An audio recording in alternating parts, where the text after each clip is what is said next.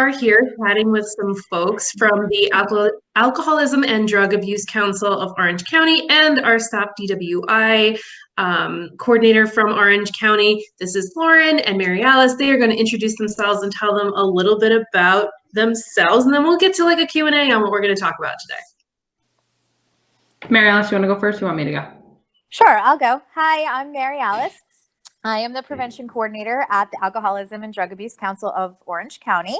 And my primary function and my team is to teach substance use prevention to primarily adolescents, but also adults and community members throughout Orange County. We do both evidence and non-evidence-based prevention programming, and our primary function really is to just arm people with the knowledge and information they need to make informed choices about substance use. Love it. I'm Lauren Savino. I'm the program educator at Orange County STOP-DWI and Traffic Safety. So my program is kind of twofold. The STOP-DWI side, we work with law enforcement, probation, district attorney's office to try and combat the DWIs or DWAIs through education. And then the traffic safety side, we focus more on distracted driving, drowsy driving, drug driving. So we kind of encompass a lot. But like MaryAlice's team, we go into schools and do that prevention type education just about different topics. Love it.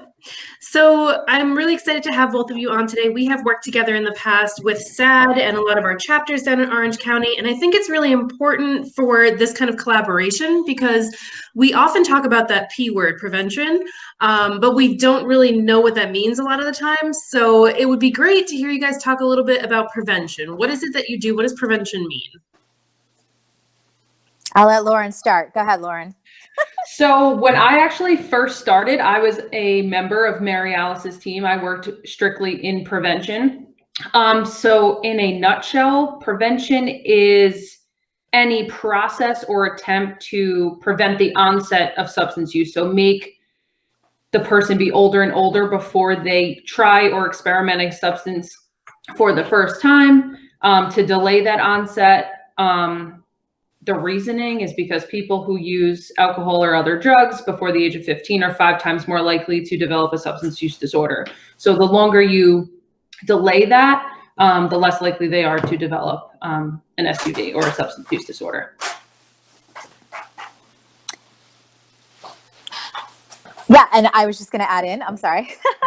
I was just going to add in that, you know, for us, our job too is to increase protective factors in their schools and communities and families, because kids who have more protective factors and less risk factors are less likely to engage in problem behaviors regardless of what they are. So our job is to also help kids feel connected to their school and community, their families, help them to form resiliency. And you know, we just really try to educate them and give them the supports that they need in all aspects, but primarily with, in our case, alcohol, drugs, and driving. Absolutely.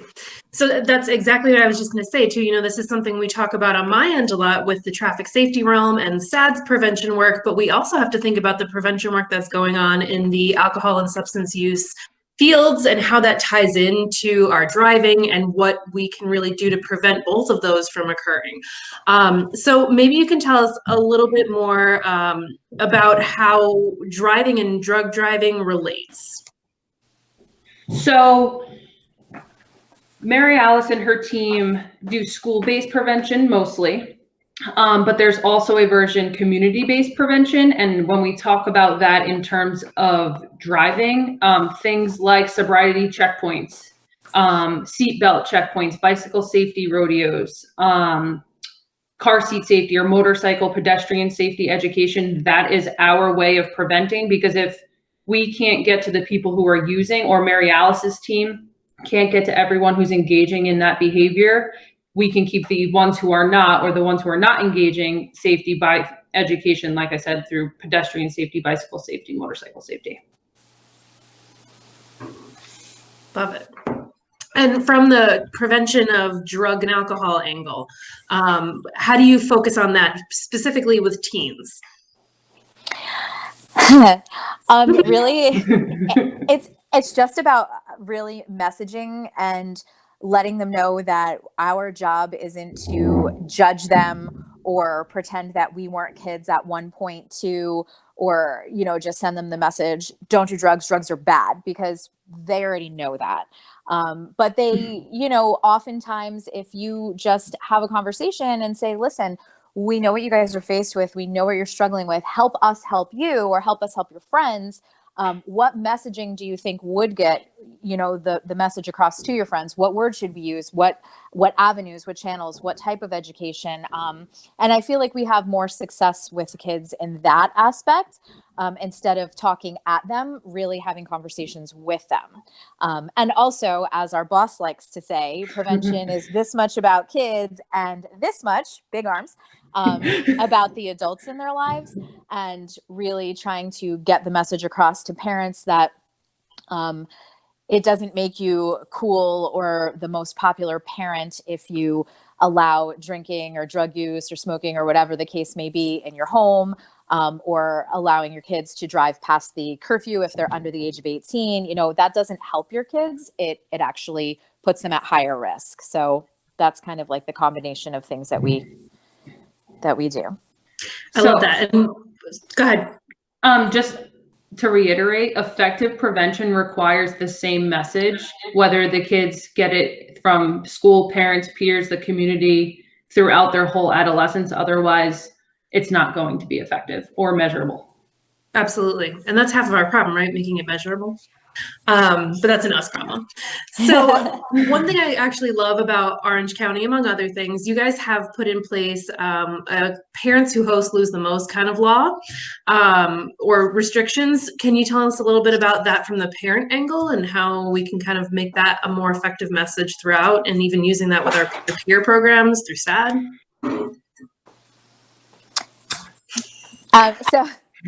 So here in Orange County, we passed our social host law. I want to say it was 2016. March 1st. Yep. Okay.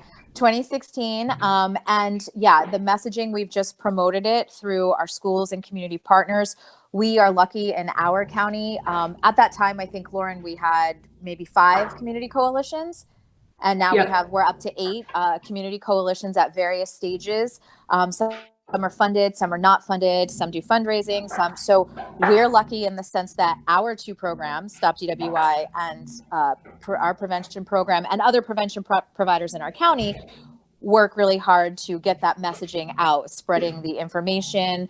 Our county executive, our DA's office, you know, when they passed the law, we did a blast with brochures and flyers and pamphlets and consistent messaging, and the same presentation went out to all of the schools and community groups. So we've had a really, I want to say, successful campaign with our social host law. Yeah, I agree. No worries, that's happening all over right now. So I think that's something that's really important, right? So we're talking about this being a peer issue, and we talk peer-to-peer all the time, and I'll ask you about that in a second, but it's really about parents too, getting them on board. That social house law is something that they all need to be conscious of, and it's something that our peers can really get into too, pushing for more social host laws. That's something that would help out on our traffic end too, making sure that our kids are not driving impaired. But getting back to our peer-to-peers, what do you think is a great message or something that's worked in the past for peers to share with one another to be prevention educators, to help out in preventing each other from using? So a big misconception is that everyone's doing it or everyone is engaging in the behavior. So some of the groups that we work with, their method is to show their peers that no, not everyone's doing it. Actually, a very small amount are doing it. And using that as to say, you don't have to be cool to fit in. You don't have to be cool or fit in by doing X, Y, and Z or doing that negative behavior. It's more of actually the cool kids are the ones who are not engaging. Agreed. So that's something we push all the time, right? You know, peer-to-peer messaging is really important. Me saying something is wonderful and you all saying something is great, but it kind of falls on deaf ears sometimes. We're just like the old people and they don't want to hear from us anymore. But if you hear it from each other and you're holding each other accountable, that's something that we push pretty often, and it tends to work better. So we tell our kids all the time, you know, it's really important to be supporting one another. If you guys don't mind, I will throw you a couple questions that I've heard in the past, things that kids have asked or SADD students have asked, which I think would be really important for you guys to address, if that's cool. Sure. Awesome. So on the cusp of things happening here in New York State, we were talking a lot about marijuana and impaired driving, what's going to happen when and if marijuana is legalized in New York State. Tell us more. How can we keep this prevention message going when things are looking like it's okay to use? So in terms of the driving, so when someone uses marijuana, whether they want to believe it or not, the truth is that it impairs their judgment, their motor coordination, their reaction time, and those are all critical things you need in order to operate a vehicle of any kind: car, scooter, motorcycle, lawnmower, backhoe.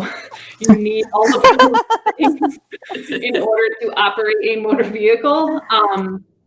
So no matter what, whether it becomes legal or not to use it, just like alcohol, it's going to be illegal to be impaired behind any type of wheel. And the same thing for kids. Yes, it may be legal, but it's still illegal for you. It still will be illegal for you. Yeah. And I just would add to that, you know, piggybacking on it would still be illegal for you. A common misconception with marijuana that's different from alcohol is that marijuana is medicine. So we challenge kids, Lauren and I, all the time, and our prevention providers, we say, okay, so if marijuana is medicine, you should talk to your doctor about that, just like you would talk about medicating any other condition. And if you wouldn't pick up your medicine for your bronchitis or your sinus infection from the gas station, or, you know, your best friend's uncle that lives in his basement, why would you get your other medicine, your marijuana medicine, from those same sources? So to kind of get them thinking about, yes, there is a medical component, but that's not the same as, you know, getting high off of, you know, weed that you have with your friends.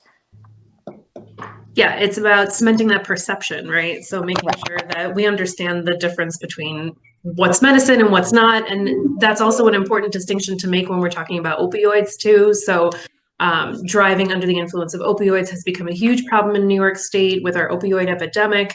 Do you want to speak to that a little bit? Sure.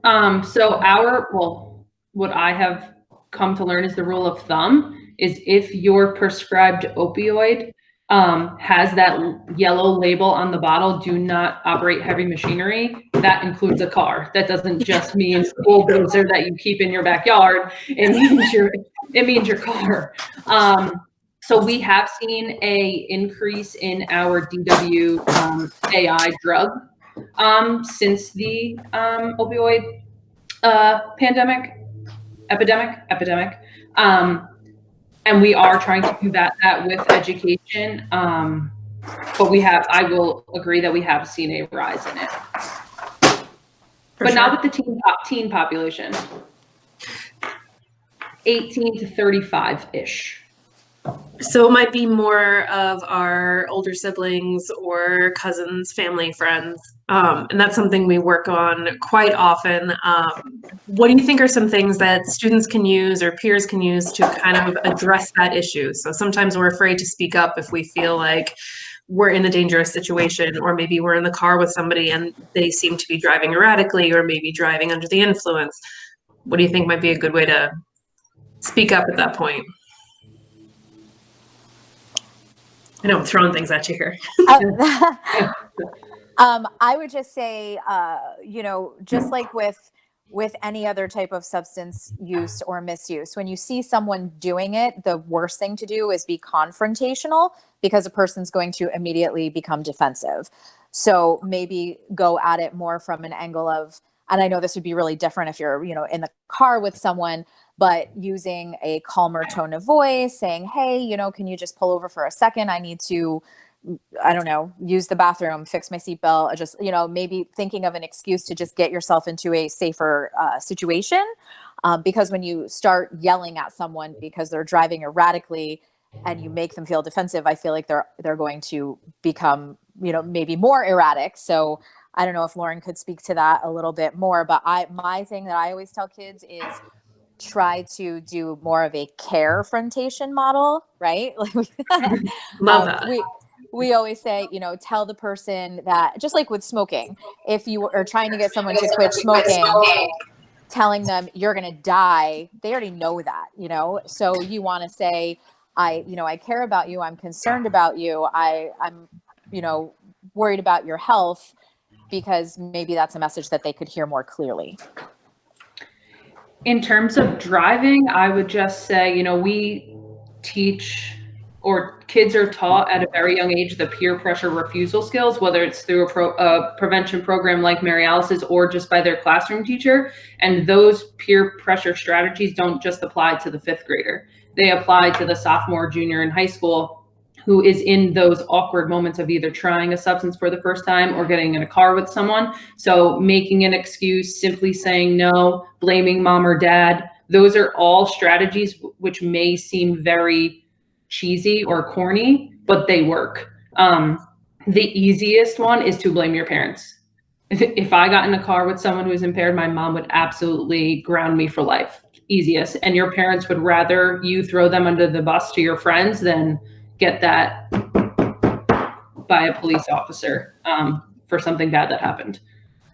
Absolutely. And you know what, you just sparked something else on my brain too. We've been asked often, you know, I'm trying to help, I'm using that carefrontation model, I'm trying to get people some assistance.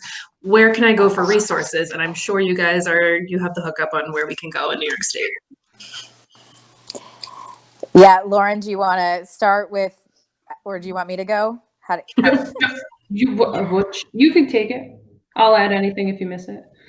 I was just going to say, as far as statewide, obviously, New York State Office of Addiction Services and Supports. Yeah. They just changed their name. Yeah. Yeah. So for prevention statewide, they would be the place that I would refer people to across the state, and all types of services there, prevention, treatment, recovery services. It's like a one-stop shop. So I would say, as far as across the state, that anyone who's watching this could utilize, I would say that one. You know, any type of prevention type of national organizations, Community Anti-Drug Coalitions of America, Substance Abuse and Mental Health Services Association, governmental agencies. So those are easy ones for people to find. And I'll toss it to Lauren to talk about more specific stuff in our region.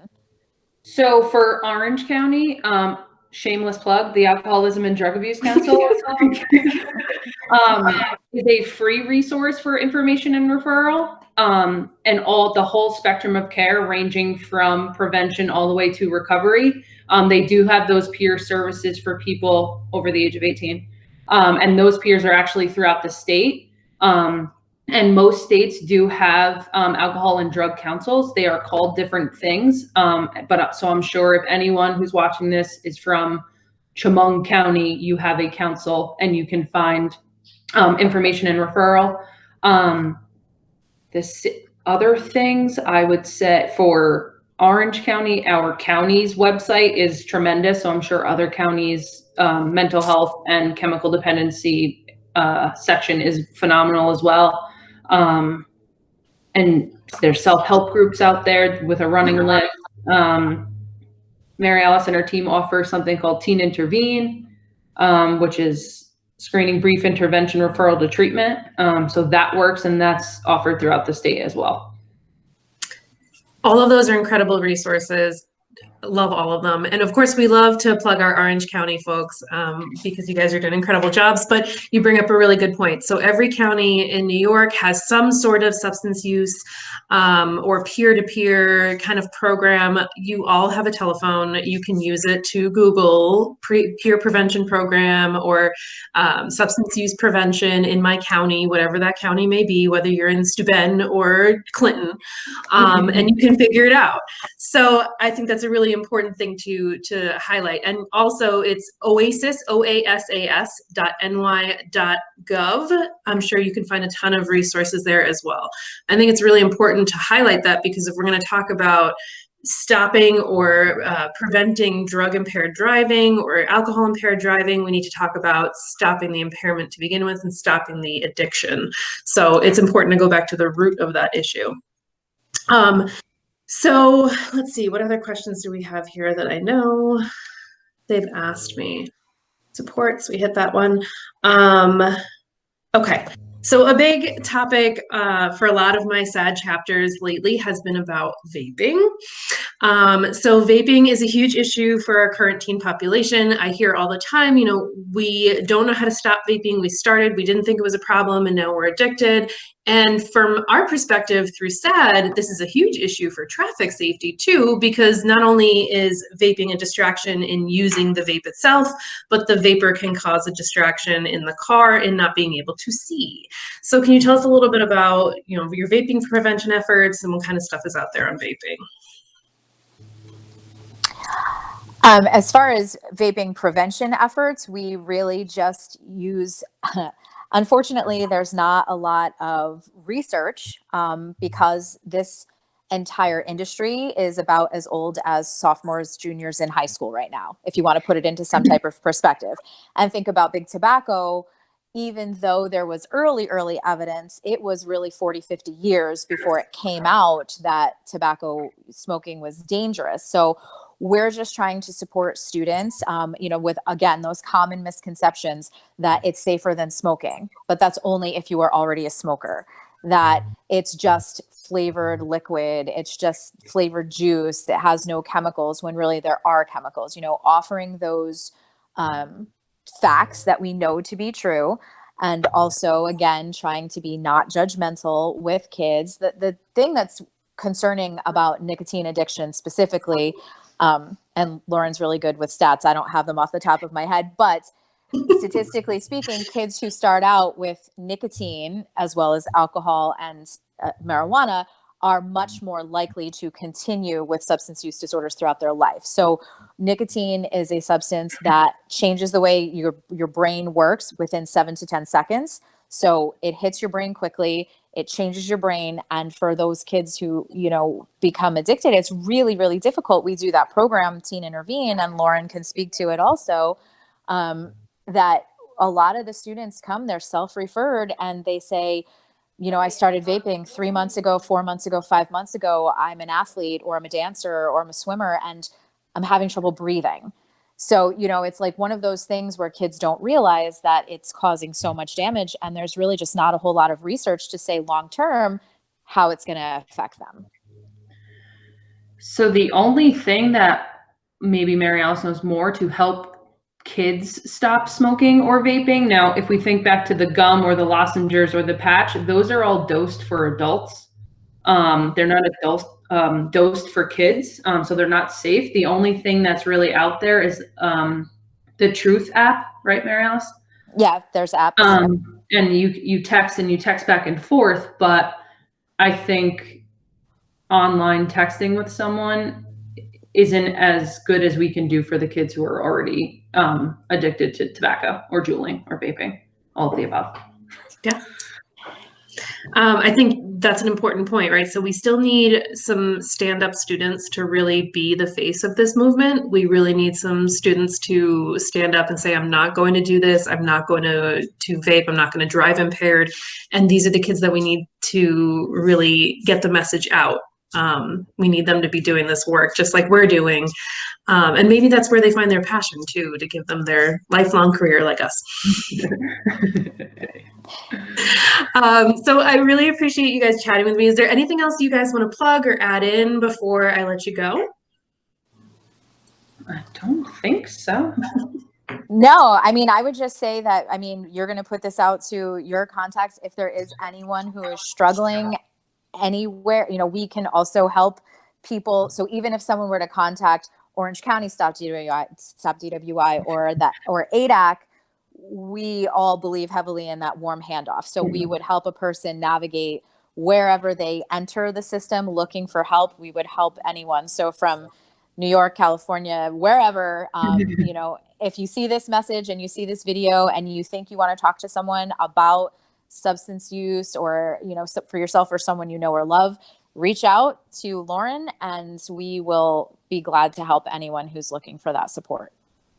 Absolutely. I will echo that.